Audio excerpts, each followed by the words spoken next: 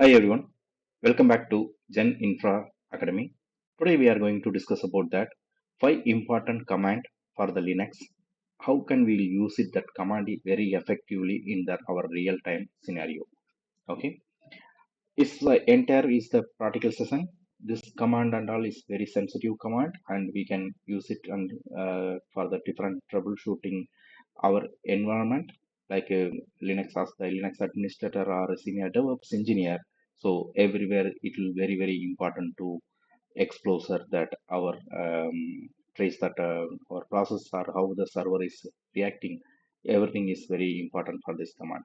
So don't waste that our time. We'll go to review the what are the command we are going to discuss today. Then we will go to see that how effectively we can use it that command in the real world and as the practical session. Okay. So first command we are going to discuss about the top command. It is a very basic command from the Linux. Every most of the Linux person, administration or Linux engineer, they know about the top command. It will show for the CPU usage and memory usage and all. But if you see the top command output, that will the huge number of output will give from there, and it will provide that most information from which is that troubleshooting the lot of issues, basically server based issue, right? So no one is aware of that what kind of information is giving from that in the top command. Simply they are going check with that most important that CPU usage and how it is. So like that they are going checking and which other process is running and all.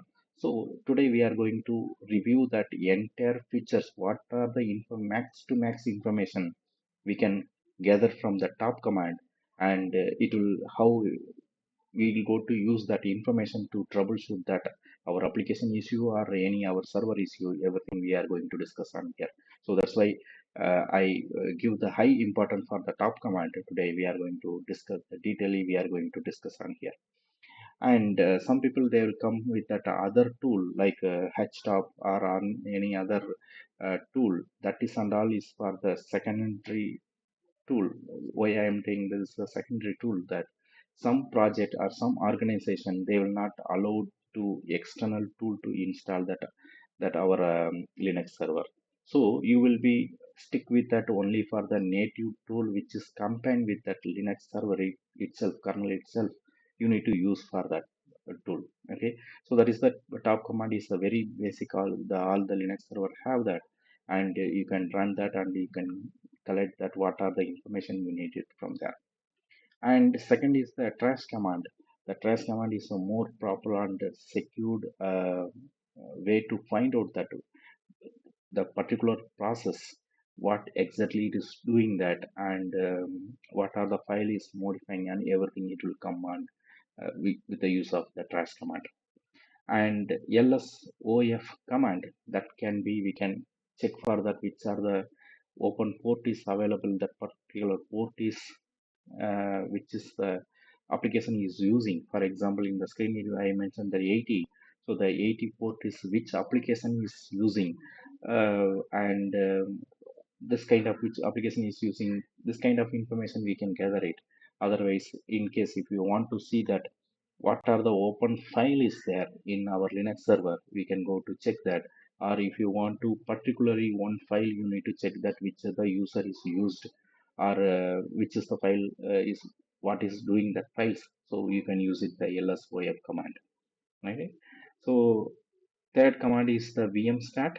So vmstat also is the most important file to investigate the CPU usage issue, and you can go to review that how that our CPU and memory and IO device and all it is reacting and all. Okay, so that is the more effectively we can view that in more details in the vmstat, right? Then last is for the rsync.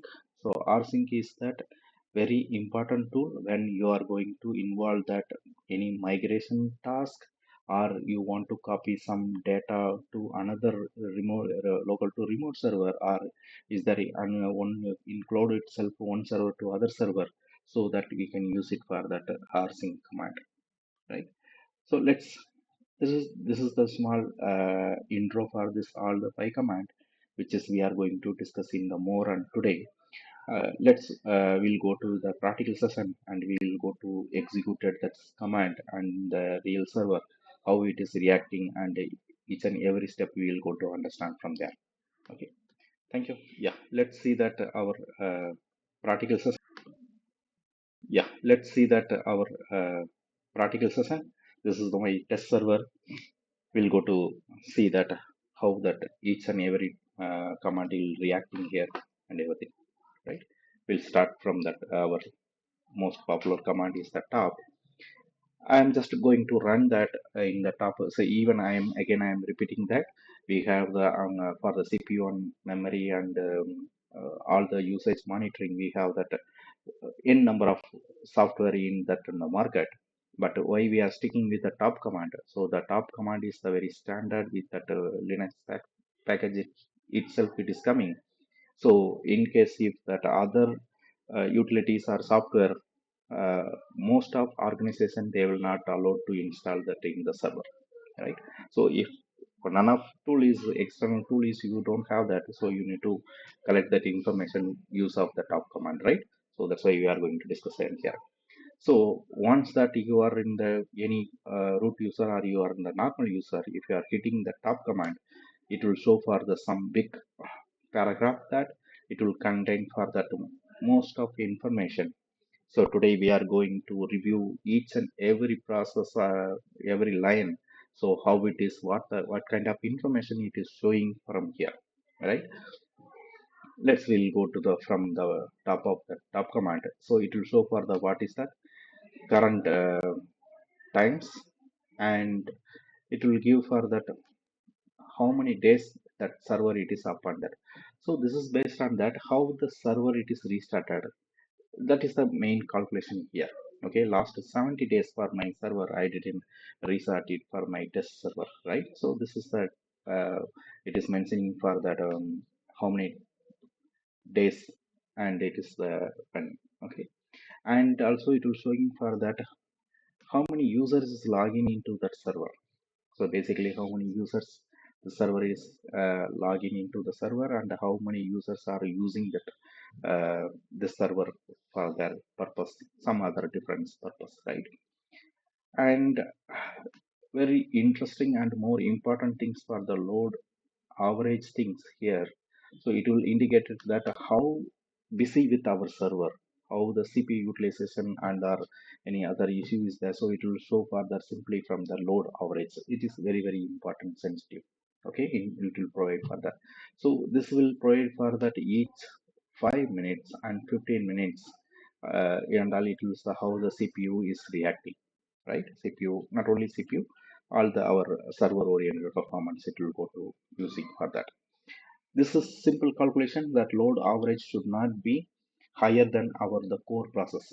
Okay, so in case if you are number of the core you have that three or something, so I other higher than the three, if you have the load average is keep on continuously it is there, then you have the some problem. You need to find out that your system performance oriented issue you have, that you need to find out that root cause of that, and every troubleshoot we need to start for that. Okay, got it right? Yeah, that is the first line will indicate that information providing the, all the issues.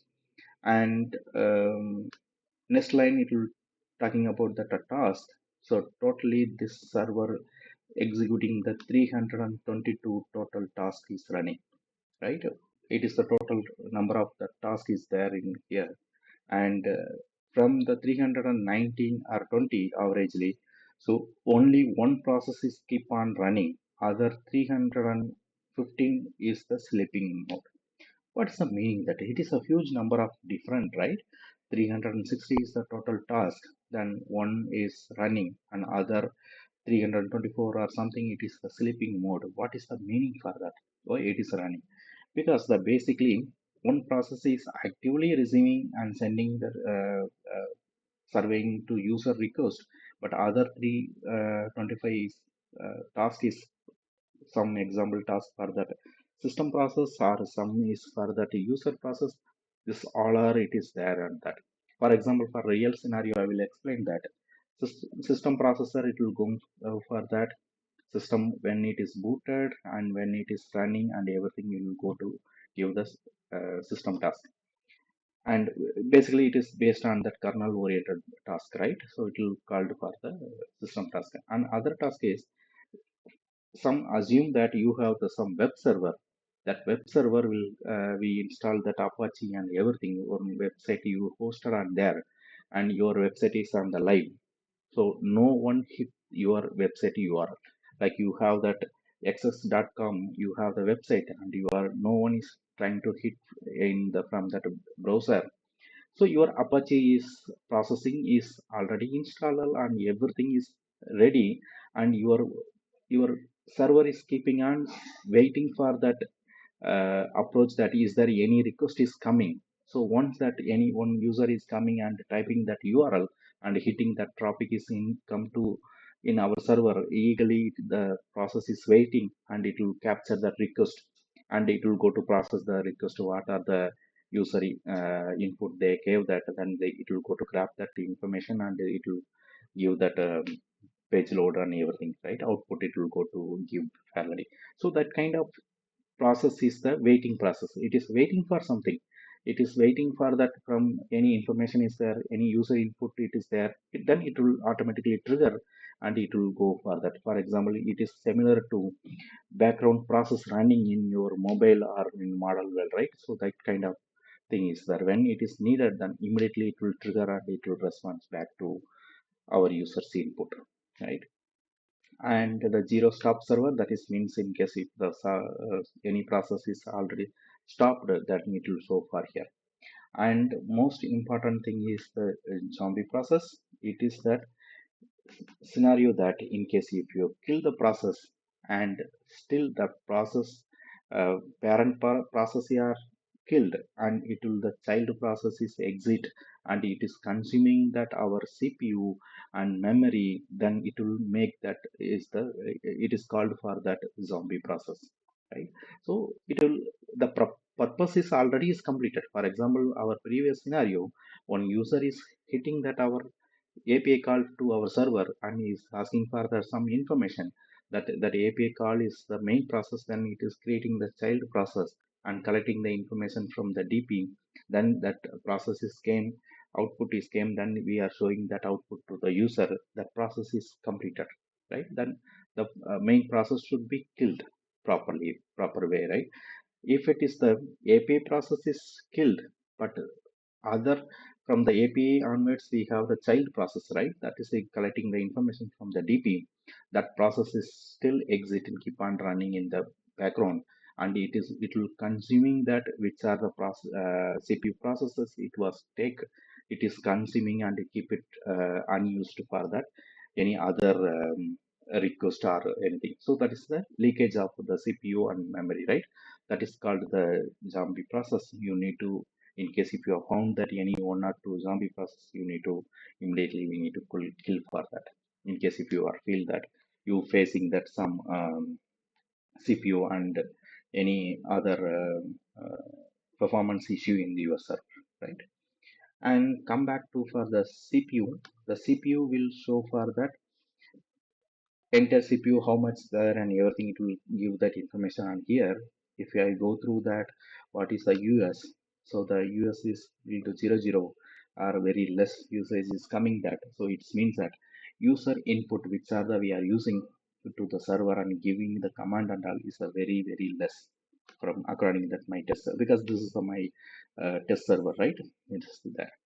And if you see that SY, the process is very less. I told you that there's a kernel process is very less, and it is showing for that how much process and CPU is took for that kernel processing.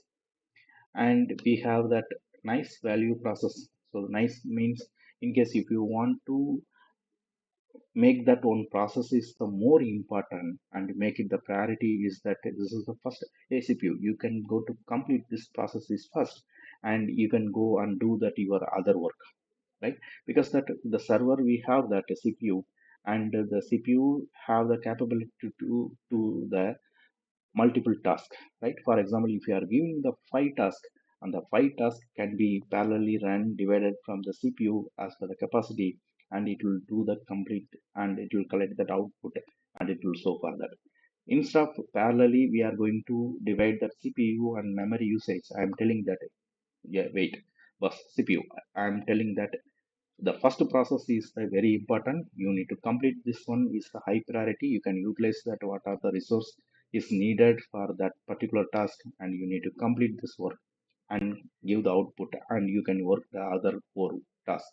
Okay, so we are making that process wise the priority one. That is that we can go to tell that in case if you are telling about that each and every task is very very important, then the CPU will keep on busy with that, right? So even human also is the same like that. In case if you are managing, manager is telling about that, hey, this is your 5 task and this 6 task and full bunch of the task plan, and they're asking that everything you need to complete in that within 1 week or within 1 day, then it will be huge workloaded for you, right? You can stuck there, right? So that is the same example here and there for the CPU. Okay, so that ID for that CPU, then it is the ideal.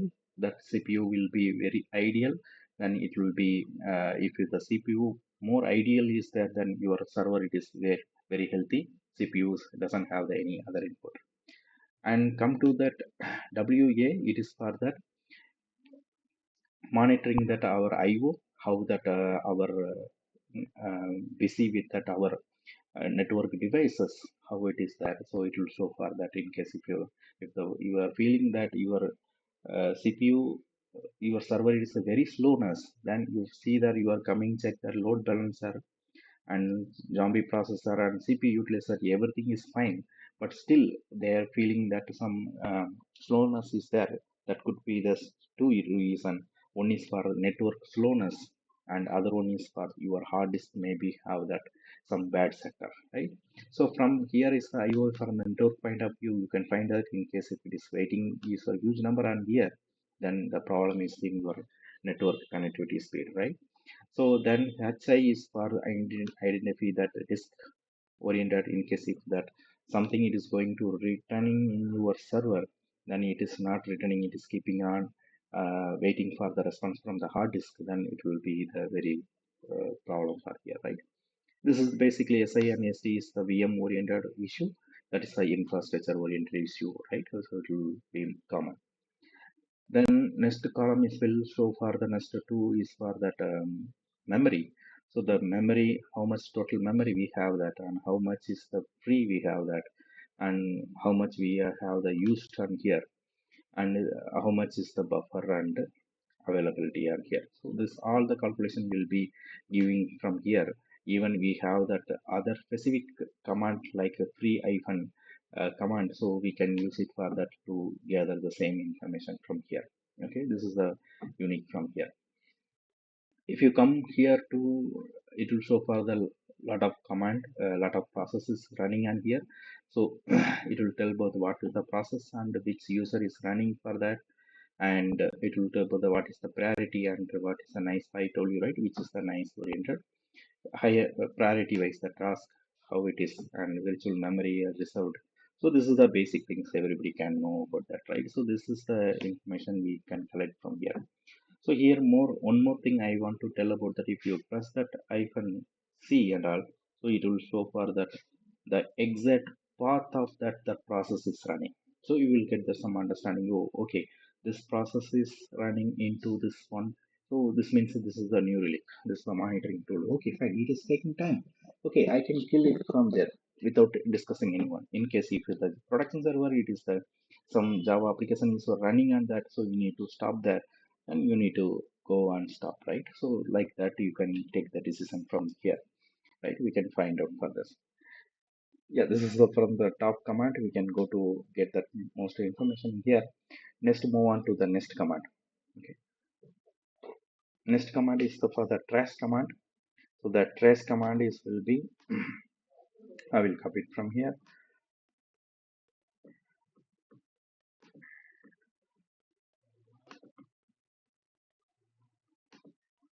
So basically, the trace command, you will in the name itself, it is there. It will go to trace that what process, how it is reacting, and how it is loading for that. So all the information will give for that from that things on here. And one more helpline from the command line, in case, for example, if I am typing the -p, that is the future, or this is the called option, that trash command is built as a module, right? Basically, if you are the developer, you know about that. So the module, how the recalling, and we are going to use that function and all, right? This is called the making the function oriented, which are the trash command have the function. If example, if I am giving that -p, what the exact we are expecting that it will do for that. So like that, we have the another option also.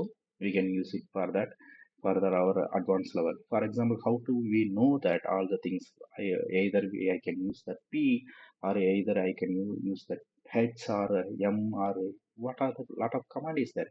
If you follow that, most of our Linux, when you are writing the command, that is called the main command first is, and after that they will use for that -h or y, j, something like that, they will go to type on everything, right? So we need to understand that how we need to know about that all the things, or how to we remember that all the things. It is really difficult, right? So for example, if you need the help on the main command, you can just type that our main command, it is the trash, and you can type the hyphen help or H. If you hit that, it will list out for you for that what are the options that command, main command have that, and which are the future we can use it as per that. We can customize that our options, and we will get that output according from there, right?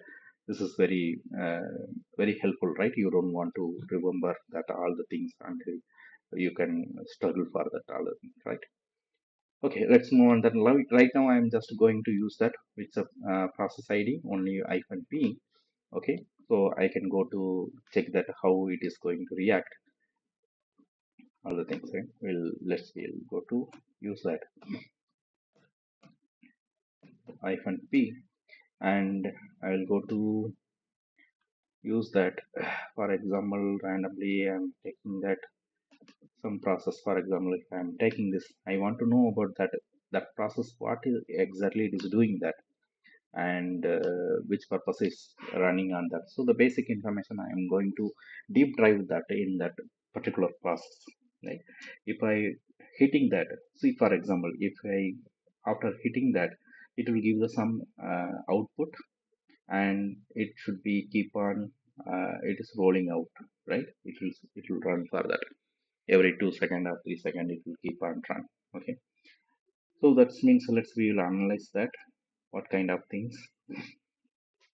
Okay, the basically after I hit with the -p, it is showing up that trash is attached with that process. So it means deeply it is checking that what exactly that process is doing that. Okay, so right now it is my test server. I don't have the anything running and that major thing, so that's why it is showing for that. It will show for that it is waiting for the private zero and null and all.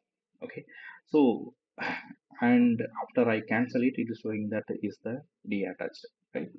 The basically that output is showing that none of the main process is running, and that's why it is showing that it is the waiting for that influence waiting. Okay, in case if you want to check with that your busy server and trace with that hyphen, then it will print for each and everything. In case if the process is going to open that any particular file and reading that and writing that, so like that we can, it will give for the entire your information from here. And that you can just try with that your server, and you can create the Linux server with a host with that different web server or different request, and you can try with that, and you will get that output. You can paste it your output in that our command. So I will explain that that process is doing exactly, in case if you have any doubt. Okay, we'll try this one, and we will get further. The basically the trash command will be help to us to find out that what exactly that process is doing. That is good, right? Let's clear on the screen. Then we'll go for that next command. Next is lsof command. That can be, we can find out that what are the open file is there, and different purpose we can use it for this command, especially with poor number is attached with which application. So like that we can go to discuss, right? So if I'm giving the -I and colon 80, I'm just checking that what are the things is listening, right? So for example, if I hit that, it will majorly it is showing that the server, and then that Apache server, that is the web server, because the basically that 80 port is for the web server, right? To 80 and 443. So it is showing that it is there. That means my server is containing that Apache 2 and it is running on the port on 80. So like that, it will we will collect that information from here. And for example, in case if want to see that any file, let's try that.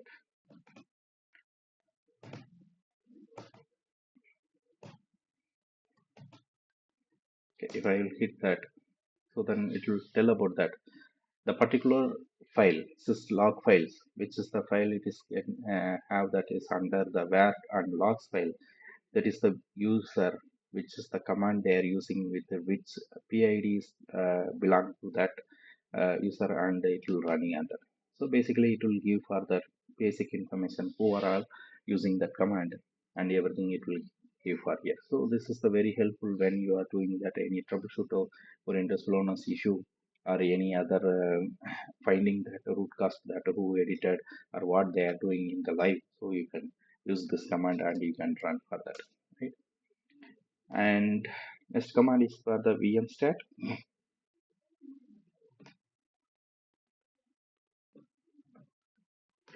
So if you hope for that vmstat,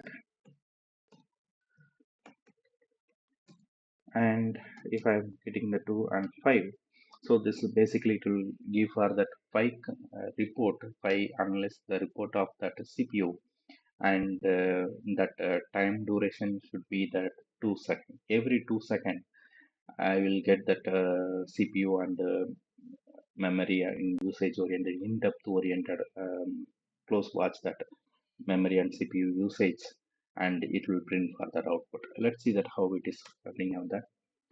So this is that it will generate for the second and third and fourth, and it will go to fifth report, and after that it is getting executed from there, right? So here it is what is the information we will get, that what is the free memory oriented information here. If you have the memory, swap memory, it will tell about that all things here, and the system oriented CPU, and again the same thing which is we are using that in the top command. This is the real scenario, we can check with that which process have that issue, and how it is the CPU and memory and uh, hard drives and all, it is DC from our CPU oriented. So this is the close watch from that after we found that we have that any issues in that VM stack, right? And second is last command is the rsync. The rsync is for that file migration oriented from one server to another server. Migration will do for that huge number of tar file or entire folder you need to run that. So everything we can go to run it there. For example, which is the option is there, you can hit that rsync icon icon I can help, sorry. It will show for that what are the option is providing and how can we can use it for effectively in case if we are going to do that any data transfer one server to other server with the production environment, then we can make it sure about that without losing any data, because that is the end of the day, data is the very important, right? We need to make it sure about that, correct? So that is option is available, we can use it for that. But the syntax should be, we need to don't forget about the syntax, like which is the source and which is the target one. So for example, first after the option A B Z, after that we need to give for that source directory, which is you need to copy, and you need to give that target server, the target server by which the source we need to copy from here. So right now in my test server doesn't have that any files or anything, so otherwise I will show for that one server to other server how we can copy for that. But it is a syntax I will give you for that homework, or you can go to try with that kind of things. You can run this how it is reacting, and all the things you can put it in the screenshot, or how it is in your experience in that my command. session, this video, then it will very help to uh, show for that all the things, right? You can, let's see that your exposure how it is there. Okay, your experience. Yeah, that's it from today.